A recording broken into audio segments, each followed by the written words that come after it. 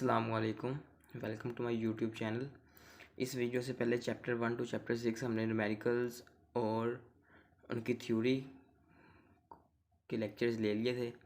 अगर आपने वो नहीं देखे तो नीचे डिस्क्रिप्शन में लिंक है, आप उनको जाकर देख लें ताकि आपके कॉन्सेप्ट्स क्लियर हो जाए। आज हम चैप्टर नंबर 7 को स्टार्ट करते हैं। चलिए,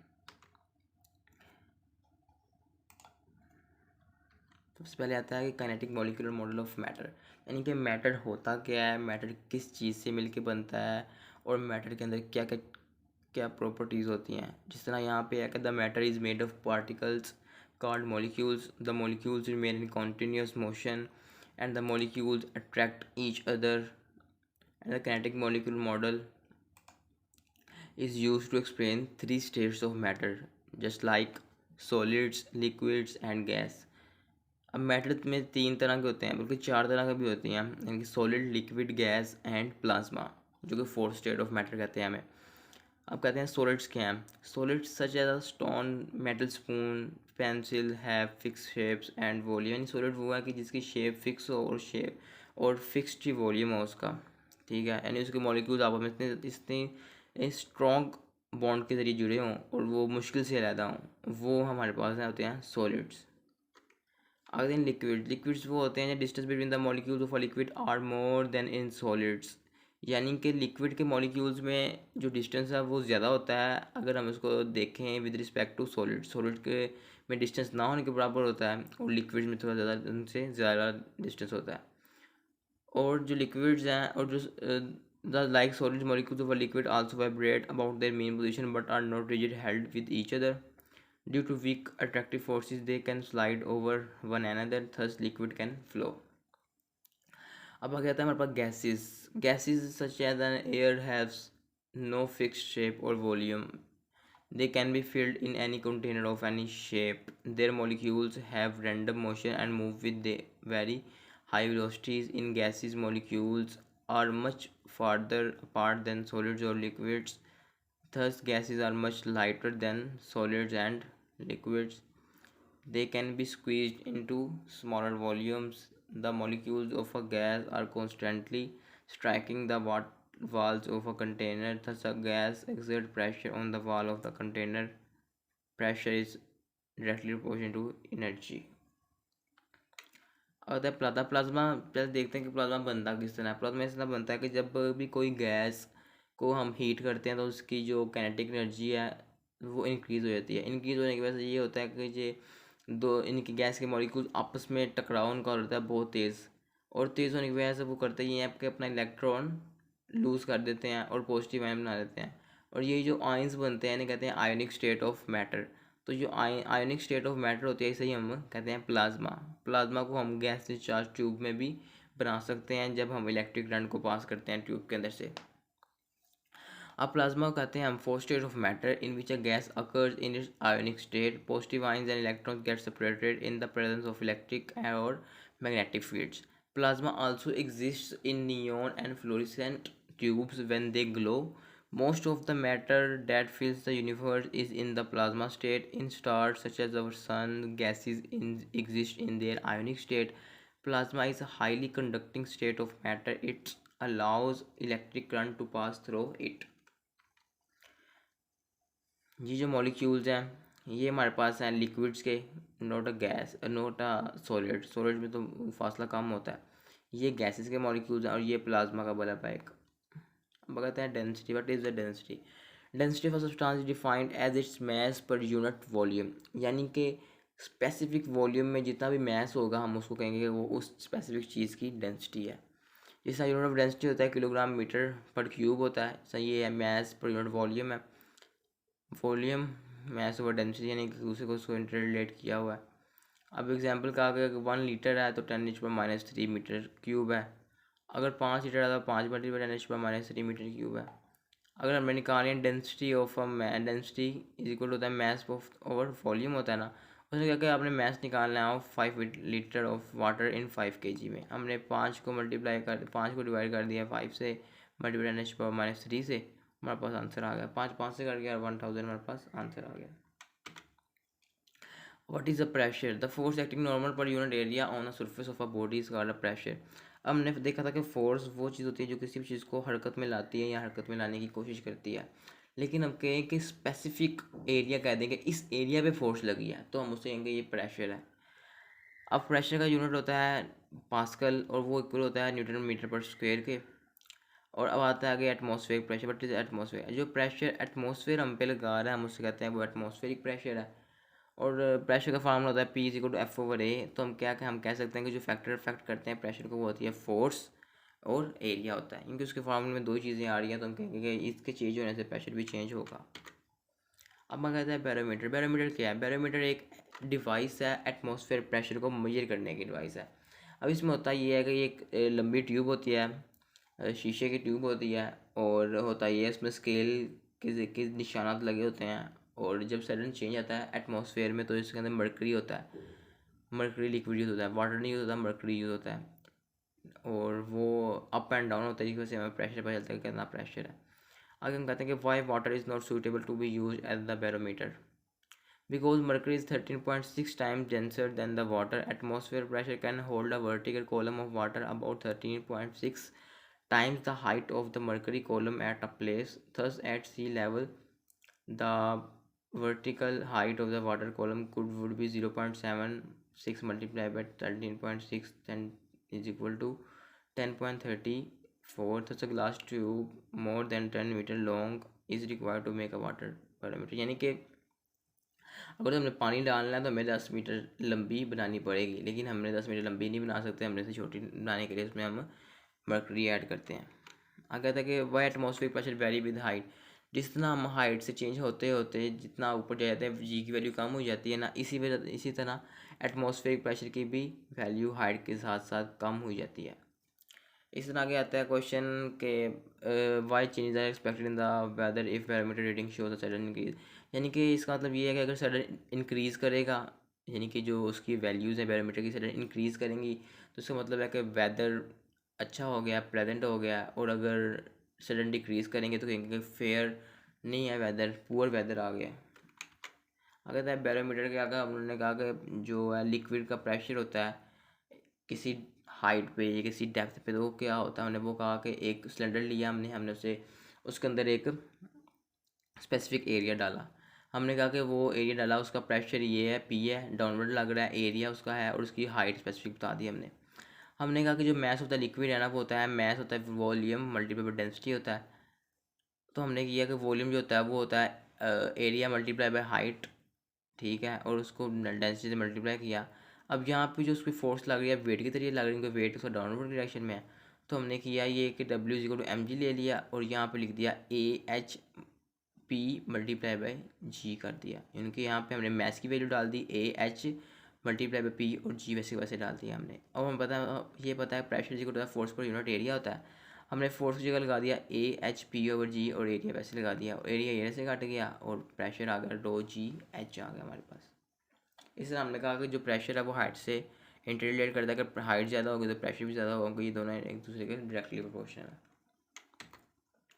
कहता है पास्कल लॉ। पास्कल लॉ कहता है कि अगर हम किसी भी पॉइंट पे एक प्रेशर लगाते हैं और अगर प्रेशर लगाने से अगर कहीं पे सुराख है, यानी कि उन्होंने एक्सपेरिमेंट किया ना, उन्होंने यहाँ पे एक लिया कौन टाइप की सर्कल टाइप की ग्लास लिया, उन्होंने यहाँ पे सुराख कर दिए। सुराख करने का ऊपर से प्रेशर लगाया तो उन्होंने ये देखा कि हर सुराख से इक्वल पानी बाहर जा रहा है, वो भी इक्वल प्रेशर पे। उसने यहाँ से कहा कि pressure applied at any point for liquid and close in and container is transmitted without loss to all other parts of the liquid. ठीक है, एप्लीकेशन ये है कि हाइड्रोलिक्स में यूज़ होता है पास्कल लॉ, फिर बाद में ऑटोमोबाइल्स में यूज़ होता है, हाइड्रोलिक जैक्स में होता है, हाइड्रोलिक प्रेसेस में होता है एंड हाइड्रोलिक मशीन्स में होता है। हाँ होता है। हाइड्रोलिक प्रेसेस क्या होती है? हाइड्रोलिक प्रेसेस आपने देखी होंगी जो गाड़ियाँ उठाते हैं कि ये जो यहाँ पे गाड़ियाँ धोते हैं, गाड़ियाँ रिपेयर्स होती हैं, वहाँ पे हाइड्रोलिक प्रेसेस लगी होती हैं। वहाँ पे करते ये हैं कि इस तरह से होता ये है कि यहाँ पे प्रेशर एरिया कम होता है, प्रेशर फोर्स कम लगानी पड़ती है इनको, ठीक है, और लगानी पड़ती है आगे जाके एरिया इंक्रीज़ हो जाता है और इतनी बड़ी गाड़ी जो है वो उठा लेते हैं। वो प्रिंसिपल ये होता है कि हमने कहा कि pressure on the piston of a small area is given by p equal to f one over a. एक तरफ की प्रेशर और दूसरी तरफ का pressure p equal to f two over बड़ा है, यानी कि ये बड़ा एरिया है ये स्मॉल एरिया है। हमने इन दोनों को कंपेयर किया ठीक है, F2 इधर ही रह गया और A इधर आके मल्टीप्लाई हो गया, F2 इज इक्वल टू हो गया A multiply by F1 over A, और यहाँ से मेरे पास फोर्स आ गया। यानी कि हमने ये कहा कि स्मॉल एरिया में स्मॉल फोर्स लगाएंगे तो वो बड़े एरिया पे जाके due to Pascal law equal pressure की वजह से वो गाड़ी उठ जाएगी। अगर था ब्रेकिंग सिस्टम में भी यही होता है कि हमारे पास ये ब्रेक होती है, हम यहाँ पे ना ब्रेक लगाते हैं, ब्रेक लगाने की वजह से होता है यहाँ पे लगा ये अंदर लिक्विड फ्लो कर रहा है, ये जो पिस्टन है ये अंदर का फ्लो करता है, जिसकी वजह से प्रेशर इंक्रीज होता है लिक्विड का प्रेशर इंक्रीज होने की वजह से ये होता है ये है कि जो ये वाला पिस्टन है वो आपस में इन दोनों को कंप्रेस करते हैं, और जो ये पैड को कंप्रेस करते हैं, जो ये व्हील है वो रुक जाता है। यहाँ भी हाइड्रोलिक प्रेसेस यूज हो रही है। अब अगर अर्शमीदिस प्रिंसिपल आता है, वो कहता क्या, वो कहता है कि when an object is totally और partially immersed in a liquid and upthrust acts on it equal to the weight of the liquid it displace. उसने कहा कि अगर हम कोई भी बॉडी किसी भी पानी में डालते हैं तो वो अपना जितना उसका वॉल्यूम होगा उतना ही पानी डिस्प्लेस करेगा, रास्ते से हटाएगा और उसी जगह पे जगह ले लेगा। इस तरह एग्जाम्पल के तौर पे उसने ये एक्सपेरिमेंट किया। ठीक है, उसने कहा कि ये H1 है, ये H है, और टोटल हाइट उसकी H2 है। ये प्रेशर 1 है, P1 यहाँ लग रहा है, यहाँ पे फोर्स डाउनवर्ड F1 लग रही है, यहाँ पे ऊपर F2 लग रही है। उसने कहा जो हाइट है ना H is equal to H2 minus H1, उसने ये कह दिया। क्योंकि यहाँ देख सकते हैं हम यहाँ पे जो अगर हम H2 में से H1 को माइनस करेंगे ना तो हमारे पास H की हाइट आ जाएगी। हमें पता है P1 जो होता है वो रो जी H1 होता है, और P2 होता है रो जी H2। हमने कहा कि F1 जो लग रही है वो रो जी H1A लग रही है, ठीक है, और जो रो F2 लग रही है वो रो जी H2A लग रही है।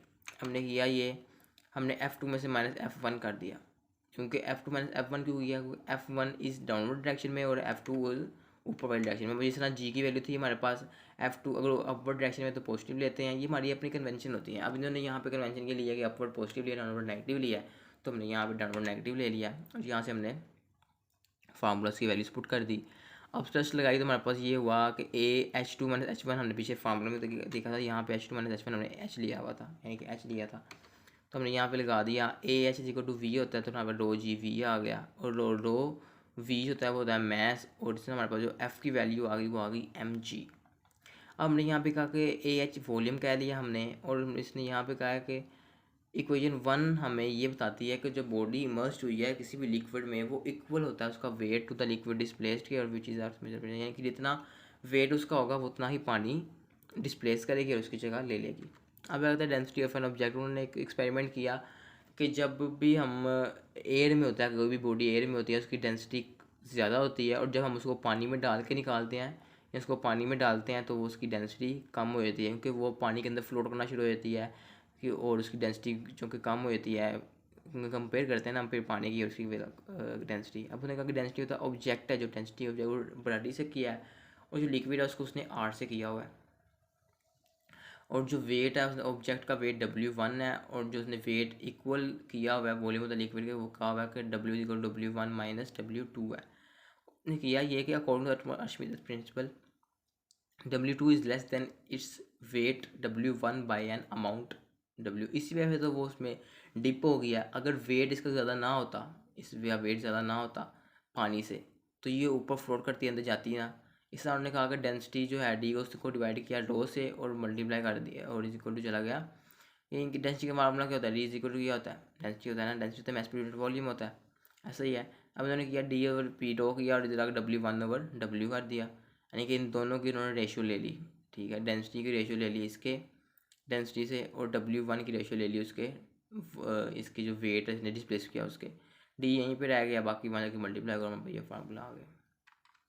अगर प्रिंसिपल ऑफ फ्लोटेशन सिंपल है कि जब भी आपकी जो बॉडी फ्लोट कर रही है उसकी डेंसिटी नीचे वाली जो जिस पे फ्लोट कर रही है उसकी डेंसिटी से कम है तो वो ऊपर फ्लोट करती रहेगी, नहीं तो डूब जाएगी। दूसरा ये भी है कि अगर तो जो फ्लोट कर रही है ऊपर बॉडी तैर रही है उसका वेट जिस पे तैर रही है उसके वेट से कम है तो वो ऊपर फ्लोट करती रहेगी, तैरती रहेगी, वरना डूब जाएगी।